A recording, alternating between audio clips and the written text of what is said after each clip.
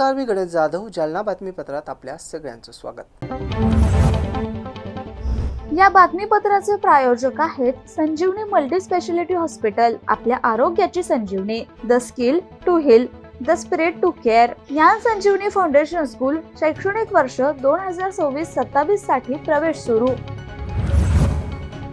जालना शहरातील Motiram Agrawal merchant cooperative bank limited Jalna येथे गेल्या 2 दिवसापासून नागरिकांची पैसे काढण्यासाठी गर्दी पाहावयास मिळते.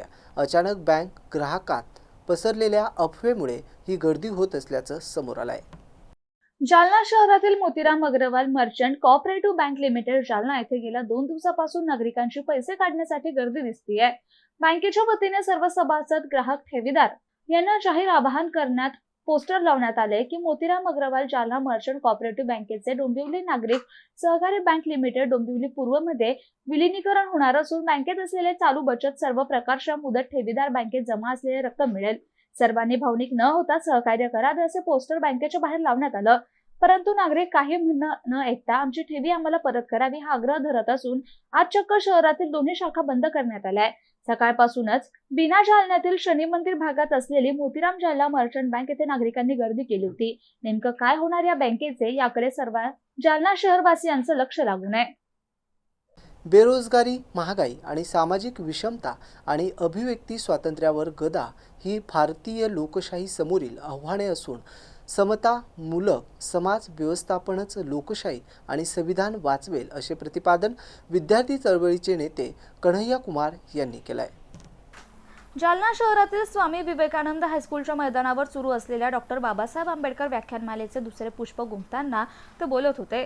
ज्येष्ठ सामाजिक नेते ॲडव्होकेट ब्रह्मानंद चव्हाण हे यावेळी अध्यक्षस्थानी होते. रिपब्लिकन सेनेचे प्रदेशाध्यक्ष डॉक्टर सुशील सूर्यवंशी, प्राचार्य डॉक्टर दादासाहेब गजाहंसे प्रमुख अतिथी म्हणून उपस्थित होते. विचार मंचावर व्याख्यानमालेचे अध्यक्ष डॉक्टर शांताराम रायपुरे, सचिव सुधाकर रत्नराव रत्नपारखे, कार्याध्यक्ष साईनाथ चिन्हादोरे, सामाजिक कार्यकर्ते सुनील साळवे आदींची उपस्थिती होती. भारतीय लोकशाही समोरील आव्हाने या विषयावर विचार मांडताना कन्हैया कुमार पुढे म्हणाले की देशात बेरोजगारी, महागाई वाढलेली असताना केंद्र सरकार यावर कोणत्याही उपाययोजना न करता जवळच्या मुठभर उद्योगपतींना सरकारी कारखाने, सरकारी मालमत्ता भांडवलदारांना उपलब्ध करून देत आहेत. नागरिकांना केवळ मतदानाचा अधिकार प्रदान करण्यात आलाय, मात्र त्यांना मूलभूत सुख सुविधांपासून वंचित ठेवण्यात आलंय. आज गणतंत्राला लाठीतंत्र गणतंत्र करण्यात आलं असून जात धर्माच्या नावाखाली सामाजिक विषमता पसरवली जाते. नागरिकांना वास्तव्यापासून दूर सारून अंधश्रद्धेच्या नादी लावलं जात आहे. नागरिकांच्या डोळ्यात धूळफेक केली जाते. आज देशात सरकार विरुद्ध आवाज उठविणारे देशद्रोही ठरवलं जात असून सामान्य जनता दारिद्र्यात खितपत पडलेली असताना केवळ मुठभर उद्योगपतींचा विकास साधला जातोय. तरुणांना रोजगार देण्याऐवजी धार्मिक आणि भावनिक मुद्द्यावर भडकवलं जात असल्याचा आरोप कन्हैया कुमार यांनी यावेळी केला. या दुसऱ्या पुष्पाचे सूत्रसंचालन प्राध्यापक राजक्रांती वलसे यांनी केले तर आभार प्रदर्शन डॉक्टर विजय कुमठेकर यांनी केले. यावेळी ज्येष्ठ सामाजिक नेते advocate BM Salve, Sudamrao Sadashive, Subhash Gadge, advocate Shivaji Adamane, Ram Gaikwad, Anna Sawant, SN Kulkarni, Sagir Ahmed, Madhukar Singare, प्राचार्य doctor Rajendra Gaikwad, doctor Narayan Borade, doctor Kartik Gawande, doctor Yashwant Sonune, doctor Kalidas Suryavanshi, doctor Priyadarshan Bhaware, advocate Reema Kharat, Gayabai Salve, Sunita Raipure, Poonam Raipure, doctor Jyoti Gajahans, Lalita Raipure, Rinkal Tayde, Sanjay Herkar, अंकुश चव्हाण, लिंबाजी वाहुळकर, बबनराव रत्नपारखे, GR चिकटे, भगवान तायड, प्राध्यापक सुभाष देटे, सतीश वाहुळे, अशोक मस्के, प्रभाकर घेबंदे, दीपक धामोणे, पंजाब खिल्लारे, ॲडव्होकेट सिद्धार्थ चव्हाण, महेंद्र रत्नपारखे, राजू मोरे, शरद मांगधरे, किशोर कांबळे यांच्यासह नागरिक आणि महिलांची मोठ्या संख्येने उपस्थिती होती. लोकतंत्र जिसकी 5 ट्रिलियन की इकोनॉमी है, जिसके प्रधानमंत्री का सीना 56 इंच का है, वो इजराइल के सामने जो है म्यूजिक डांस करके आए हैं. ऐसा एप्स्टीन के फाइल में लिखा हुआ है. लोकतंत्र की चुनौती ये है कि लोकतंत्र को लाठी तंत्र बना दिया गया है और गणतंत्र को गणतंत्र बना दिया गया है. बंदूक, लाठी, कोर्ट, मानहानि का मुकदमा, गुंडा, मीडिया, झूठ, इससे पूरे के पूरे लोकतंत्र को कब्जा कर लिया गया.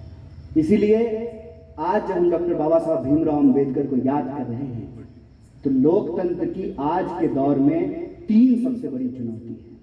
पहली चुनौती कि लोकतंत्र तभी कायम रहेगा जब आर्थिक और सामाजिक लोकतंत्र की तरफ देश को लेकर के जाना पड़ेगा. दूसरा कि जो हमको नागरिक से भीड़ बनाने की कोशिश की जा रही है, हमको अपने नागरिक बोध को बचा कर रखना पड़ेगा। और तीसरा, जो हमारी वास्तविक सच्चाई है, रियलिटी है, उससे दूर हटा करके जो हमारे आंख में धूल झोंका जा रहा है, हमको अंधश्रद्धा मूलक बनाया जा रहा है, साइंटिफिक टेम्पर से दूर करके हमको जो नफरत की राजनीति में उलझाया जा रहा है, विभाजन और बंटवारे की राजनीति में उलझाया जा रहा है, जैसे अंग्रेज डिवाइड एंड रूल करते थे, आज की तारीख में डाइवर्ट एंड रूल किया जा रहा है, उससे अपने आप को बचाना पड़ेगा। यह देश सबका देश है। इस देश में, इस देश के संविधान ने सबको बराबरी का अधिकार दिया है, और बराबरी तभी कायम होगी जब सबकी भागीदारी सुनिश्चित की जाएगी। वोट देने का अधिकार तो दे दिए, अगर जज नहीं बनाएंगे। वोट देने का अधिकार तो दे दिए, अगर हॉस्पिटल नहीं खोल पाएंगे। वोट देने का अधिकार तो दे दिए, अगर बिजनेस में नहीं जा पाएंगे, शेयर मार्केट में अपना प्रतिनिधित्व सुनिश्चित नहीं कर पाएंगे, तो यह राजनीतिक लोकतंत्र बिना आर्थिक और सामाजिक लोकतंत्र के बिना कायम नहीं रह सकता है। ऐसा डॉक्टर बाबा साहब भीमराव अंबेडकर ने अपने आखिरी इंटरव्यू में कहा था। और फिर सबसे बड़ी चुनौती यही होगी कि गरीब का वोट लेने के लिए, परफॉर्मेंस करने के लिए, रील बनाने के लिए गरीब को ही सामने कर दिया जाएगा, लेकिन असली ताकत, सत्ता का असली चाबी पीछे बैठे हुए 2-4 लोगों के हाथ में रहेगा। इसीलिए सामने से जब प्रधानमंत्री परफॉर्म करते हैं तो उनके पास असली ताकत नहीं है। असली ताकत ट्रंप के पास है, असली ताकत इजराइल के पास है, असली ताकत एप्स्टीन गैंग के पास है, और उसके जो नुमाइंदे इस देश में बैठे हुए हैं, वो इस देश की सत्ता को, इस देश की शक्ति को नियंत्रित करके चला रहे हैं। इसीलिए यहां आज जब मैं आपके बीच खड़ा हूं, तो किसी पार्टी का प्रतिनिधि या किसी पार्टी के, किसी राजनीतिक दल के कार्यकर्ता के तौर पे नहीं, बल्कि इस भारत में, इस महान भूमि में पैदा होने का जो गर्व हुआ है, जो अवसर मिला है, उस अवसर के आधार पर एक नागरिक बोध से, पूरी जिम्मेवारी से बात कह रहा हूं कि डॉक्टर बाबा साहब भीमराव अंबेडकर के विचारों पर चल करके समता मूलक समाज को स्थापित करके ही इस लोकतंत्र को बचाया जा सकता है। और यह जो लोकतंत्र की चुनौतियां हैं, उससे पूरी ईमानदारी से लड़ा जा सकता है और वोट के इस राज को कायम रखा जा सकता है। ऐसा अगर आप सब लोग मानते हैं कि हमने जो बात कही है वह एक हकीकत है, प्रचार से, नफरत से, बेईमानी से, गुंडागर्दी से, माफियागिरी से अगर हमको अपने आप को, हमारे समाज को, हमारे देश को, हमारे लोकतंत्र को, हमारे संविधान को अगर आप सुरक्षित रखना चाहते हैं, तो हम तमाम लोगों को एकजुट होना पड़ेगा। जो जबरदस्ती के मतभेद हमारे मन में पैदा किए गए हैं, उन मतभेदों को छोड़ करके, चाहे हम इस देश के गरीब हों, इस देश की महिलाएं हों, इस देश के दलित हों, इस देश के पिछड़े, अति पिछड़े हों, इस देश के अल्पसंख्यक हों, इस देश के आम नागरिकों को एकजुट होने की जरूरत है।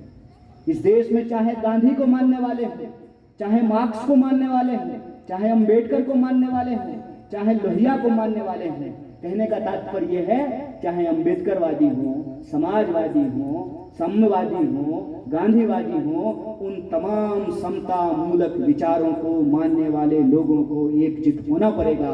जब वो एकजुट होंगे तभी इस देश का संविधान बचेगा, संविधान का राज बचेगा, संविधान वाली आजादी बचेगी और संविधान का अधिकार बचेगा। और यह खतरा जो दुश्मन डॉक्टर बाबा साहब भीमराव अंबेडकर ने पहचाना था, वही दुश्मन आज हमारे सामने है, जो ऊंच नीच की व्यवस्था कायम करता है, छुआछूत की व्यवस्था कायम करता है, लोगों के अधिकारों को छीनता है, नागरिकों को नागरिकता छीन करके उनको भीड़ का हिस्सा बनाता है, और प्रजातंत्र को, उसमें तंत्र हटा दीजिए और प्रजा हटा दीजिए, गणतंत्र को गणतंत्र, बंदूक वाली तंत्र, लाठी वाली तंत्र बना करके, कोर्ट से डरा करके इस देश की व्यवस्था को 2-4 लोगों की व्यवस्था बनाने का प्रयास करता है।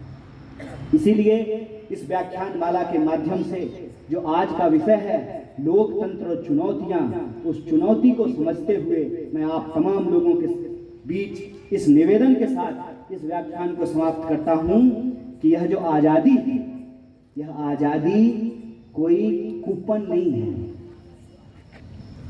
ये आजादी टेकन फॉर ग्रांटेड लेने वाली चीज नहीं है।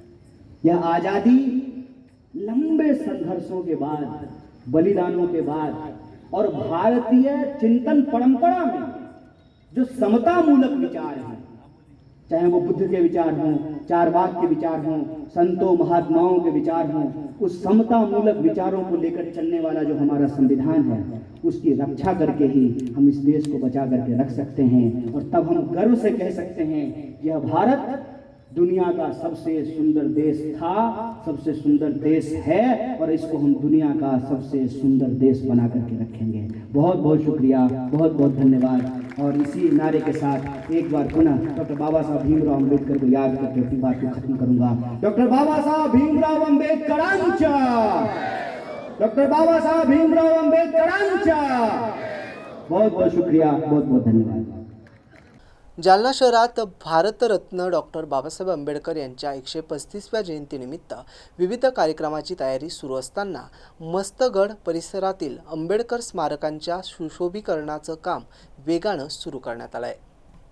महापालिका प्रशासनाच्या वतीनं स्मारक परिसरात विविध कामे हाती घेण्यात आली आहे। यामध्ये स्मारकाच्या आजूबाजूला गट्टू बसवणं, रंगरंगोटी करणं तसेच पाण्याच्या कारंज्याची दुरुस्त करणं या कामांचा समावेश आहे। स्मारक परिसर अधिक आकर्षक आणि स्वच्छ दिसावा यासाठी विशेष लक्ष दिलं जात आहे। या कामाची पाहणी करण्यासाठी महापालिकेच्या महापौर वंदना मगरे आणि उपमहापौर राजेश राऊत यांनी स्थळाला भेट दिली। त्यांनी सुरू असलेल्या कामाचा आढावा घेत संबंधित अधिकाऱ्यांना आवश्यक त्या सूचना देखील दिल्या। एप्रिल निमित्तानं रंगरंगोटी असेल, स्मारकाची या काही जे सुशोभीकरण आहे, आज तुम्ही स्वतः पाहणी केली, काय सांगा?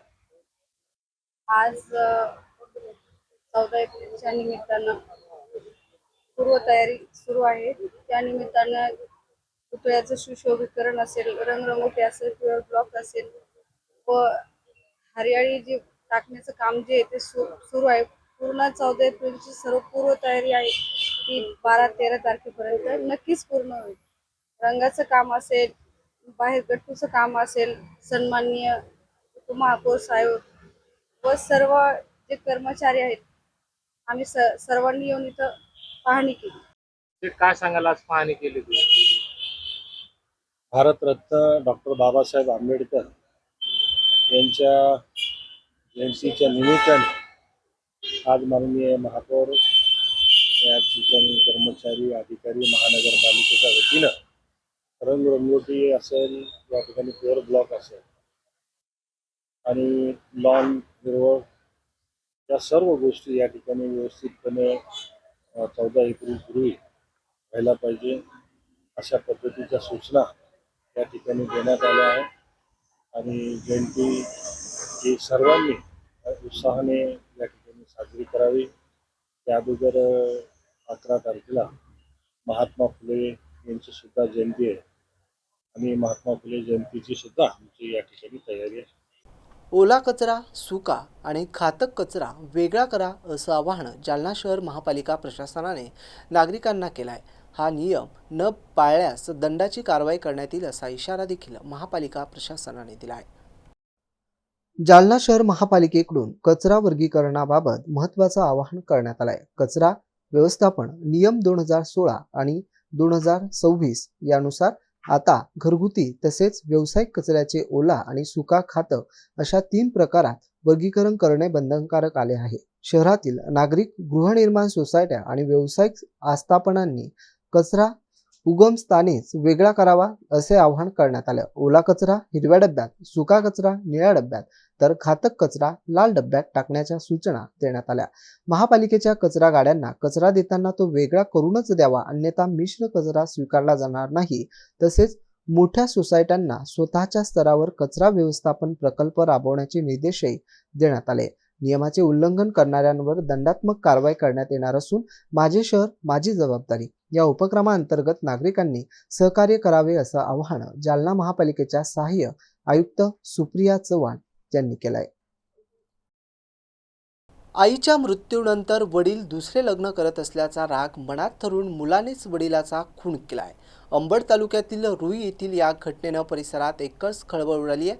तीर्थपुरी पोलिसांनी कारवाई करत आरोपी मुलगा आणि एका विधी संघर्षग्रस्त बालकाला ताब्यात घेतलंय। जालन्यात मुलानेच वडिलाची कुऱ्हाडीने वार करून हत्या केल्याची धक्कादायक घटना समोर आली आहे. आईच्या मृत्यूनंतर वडील दुसरे लग्न करत असल्याचा राग मनात धरून मुलानेच वडिलांना खून केल्याची घटना उघड झाली आहे. अंबड तालुक्यातील रुई येथील या घटनेनं परिसरात एकच खळबळ उडाली. संपूर्ण जालना जिल्हा हादरला.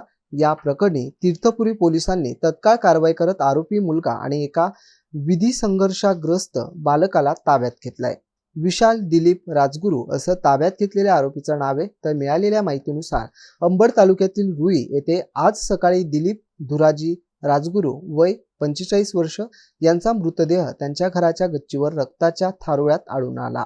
उष्णतेमुळे ते गच्चीवर झोपलेले असताना अज्ञात व्यक्तीने त्यांचा गळा, तोंड आणि छातीवर कुऱ्हाडीने वार करून त्यांना गंभीर जखमी केला होता. या हल्ल्यात मोठ्या प्रमाणावर रक्तस्राव झाल्यानं त्यांचा जागीच मृत्यू झाला. घटना उघडकीस आल्यानंतर स्थानिक नागरिकांनी तत्काळ तीर्थपुरी पोलिसांना माहिती दिली आणि माहिती मिळताच पोलिसांनी घटनास्थळी धाव घेत तपास सुरू केला. प्राथमिक तपासात मृतांच्या शरीरावर कुऱ्हाडीचे वार आढळून आले.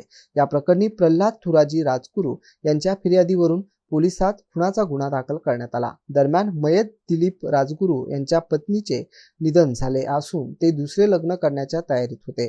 मात्र हा निर्णय मुलगा विशाल याला मान्यच नव्हता आणि वडिलांच्या या निर्णयाचा राग मनात धरून विशालने एका विधी संघर्षग्रस्त बालकाच्या मदतीने वडिलांचा कुऱ्हाडीने वार करून निर्घृण खून केल्याचे तपासात समोर आले. पोलिसांनी दोन्ही आरोपींना ताब्यात घेतलं असून त्यांनी गुन्ह्याची कबुली दिली आहे. पुढील तपास सुरू आहे. या घटनेमुळे परिसरात भीतीचं वातावरण निर्माण झालं असून एकच खळबळ उडाली. जालना शहरात माजी आमदार कैलास गोरंट्याल यांच्या वाढदिवसानिमित्त विविध सामाजिक उपक्रम राबवण्यात येत असून मस्तगड परिसरात गोरगरीब महिलांसाठी साडी वाटपाचा कार्यक्रम उत्साहात पार पडलाय.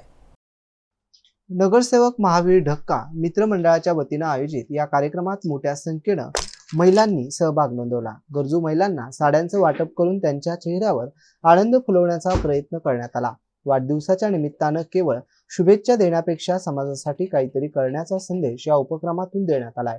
या कार्यक्रमाला माजी आमदार कैलास गोरंट्याल यांच्यासह माजी नगर अध्यक्षा संगीता गोरंट्याल, जालना महापालिकेच्या महापौर वंदना मगरे, उपमहापौर राजेश राऊत, नगरसेवक अक्षय गोरंट्याल तसेच महावीर ढक्का, जगदीश भारतीय, मंगला गरदास, विक्रांत ढक्का आदी मान्यवरांची मोठ्या संख्येने उपस्थिती होती. तसेच सामाजिक कार्यकर्ते नंदकिशोर गरदास, रणजित मगरे यांच्यासह मित्रमंडळाचे पदाधिकारी, कार्यकर्ते मोठ्या संख्येने उपस्थित होते. समाजातील गरजू घटकांना मदत करणे हीच खरी वाढदिवस साजरा करण्याची पद्धत आहे. अशा उपक्रमामुळे समाजात सकारात्मक संदेश जातो. या उपक्रमामुळे परिसरात आनंदाचा आणि समाधानाचं वातावरण निर्माण झालं होतं. उपस्थित मान्यवरांनी आपल्या मनोगतात अशा सामाजिक उपक्रमाची आजच्या काळात गरज असल्याचं सांगत वाढदिवस साजरा करण्याचा हा आदर्श मार्ग असल्याचं मत व्यक्त केलं. सामाजिक बांधिलकी जपत साजरा करण्यात आलेला हा वाढदिवस इतरांसाठी प्रेरणादायी ठरत असून जालना शहरात अशा उपक्रमांचं स्वागत होताना दिसून येत आहे.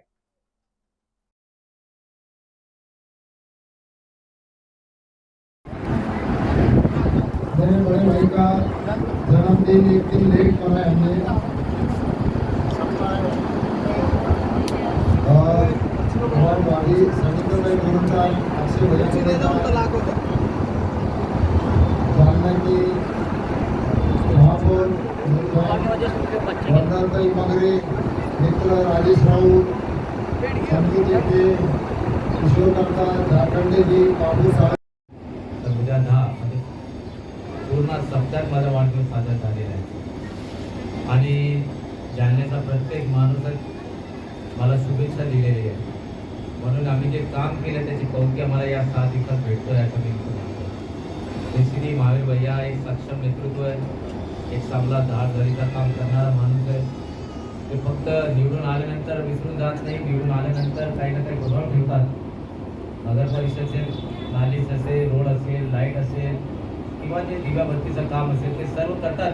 त्यासोबतही गोरगरिबांना नवरात्रीला साड्या वाटप करणे, प्रत्येक सणात काही ना काही काम करण्याचं काम महावीर भैया करतात. महावीर भैयाची फार मोठी अपेक्षा ती की यावेळी मला काही सभापती झाली पाहिजे. पण महावीर भैया हे पहिल्या वर्षात काही नसतं तुम्हाला माहीत आहे. पण निश्चित शब्द देतो की पुढच्या वर्षी तुम्ही या जालना शहराचे स्थायी समितीचे सभापती आहे. एवढी माझ्याकडे तुम्हाला धमाई देतो. ते माझ्यावर नाराज होते, पण स्ट्रॅटेजी अशी की मी या अगोदरही त्यांना सांगितलं की एससी महिला राखीव आहे, तू तिथे उभं तुला बायको किंवा सूनला उभं कर. ते म्हणलं नाही मी करणार नाही. मी त्यांना तेव्हाही म्हटलं होतं की भाई बघ देख महावीर, अगर एससी महिला राखीव होगा तो बिल्कुल परेशान नहीं होना. ते खरं ठरलं की नाही महावीर?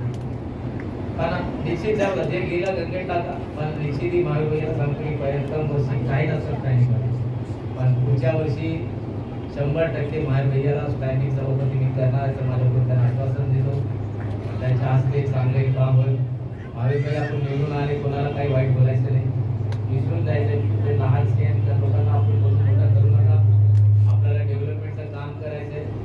आता आपल्याला 3 महिने झाले आपली नगरपालिका महानगरपालिका अस्तित्वात येईल. आता पहिला आपण जे DBTचं फंडाचे काम झाले ते टेंडर लेवलवर आहे. मला वाटतं राजाजी या मंथला पूर्ण काम कंप्लीट होईल आणि आदरणीय रावसाहेब दानवे यांच्या हस्ते पूर्ण शहरात रोज एक उद्घाटन आपण रोज एक. आणि मूलभूत सेवामध्ये सुविधामध्ये आपण 37 कोटीचा प्रपोजल दिलेला आहे आणि त्या व्यतिरिक्त 30 कोटीचा पुनर्विकासही आपण दिलेला आहे.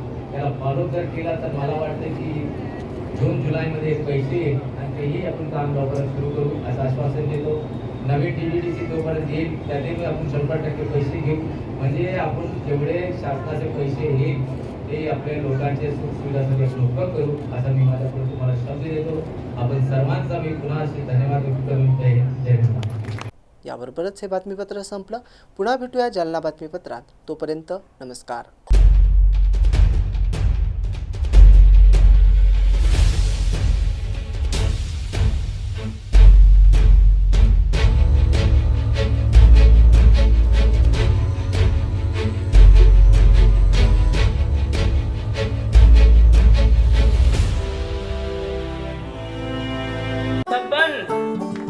आपको कलेक्टर साहिबा के हाथों से इनामी घर मिल रहा है. आपका घर बहुत सुंदर होगा ना? अरे नहीं बेटा, हम तो बहुत छोटे आदमी हैं। चाचू डोंट वरी, मैं बड़ी होकर आपके लिए और सबके लिए मजबूत और सुंदर घर बना के दूंगी. कालिका सरिया लाना मत भूलना. कालिका TMT सरिया कंक्रीट से करे मजबूत जोड़ और भूकंप संग आग से लड़कर घर को दे दीर्घायु. कालिका सरिया मैं भूली नहीं. बेटिया आप कलेक्टर. कालिका TMT, फैसला जो मजबूत हो. संजीवनी मल्टी स्पेशालिटी हॉस्पिटल, ऋषी पार्क, अंबर चौफुली, जालना.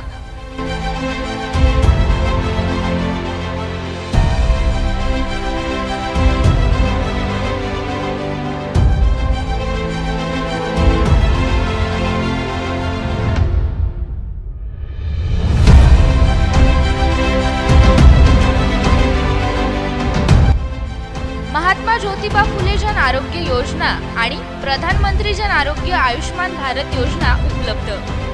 मेडिसिन विभाग, बालरोग विभाग, स्त्रीरोग विभाग, अस्थिरोग विभाग, सर्जरी विभाग, नाक कान घसा विभाग आणि पॅथॉलॉजी विभागात काम करणारी तज्ज्ञ डॉक्टरांची टीम. उपलब्ध सुविधा ICU, NICU. जालना शहरातील अद्ययावत ultima of 100 with stent boost cath lab. Modular operation theatre, dialysis विभाग, cardiac care unit CCU, angiography सुविधा, एंजिओप्लास्टी सुविधा, 24 तास अत्यावश्यक सेवा आणि कार्डियक ॲम्ब्युलन्स उपलब्ध. महाराष्ट्र पोलीस कुटुंब आरोग्य योजनेसह सर्व आरोग्य विमा कंपन्यांचे कॅशलेस उपचार. संजीवनी मल्टी स्पेशालिटी हॉस्पिटल, आपल्या आरोग्याची संजीवनी.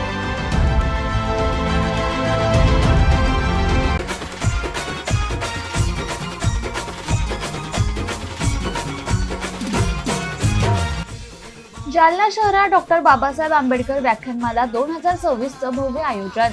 जालना शहरात सामाजिक, शैक्षणिक आणि वैचारिक वातावरणाला चालना देणाऱ्या डॉक्टर बाबासाहेब आंबेडकर व्याख्यानमाला 2026चं आयोजन करण्यात आलंय. ही व्याख्यानमाला 8 एप्रिल ते 13 एप्रिल 2026 दरम्यान संपन्न होत असून नामवंत या व्याख्यानमालेसाठी देश-विदेशातील नामवंत वक्त्यांची उपस्थिती होत असून या व्याख्यानमालेत विविध विषयांवर मौलिक मार्गदर्शन होणार आहे. या व्याख्यानमालेची सुरुवात 8 एप्रिल वार बुधवार रोजी पहिल्या डॉक्टर कन्हैया कुमार यांचं व्याख्यान होणार आहे. 10 एप्रिल वार शुक्रवार रोजी JNUचे प्राध्यापक डॉक्टर रतनलाल यांचे विचारमंथन होईल. 11 एप्रिल वार शनिवार रोजी प्रमुख व्याख्यात्या मनीषा तोकले यांचं व्याख्यान आयोजित करण्यात आलंय.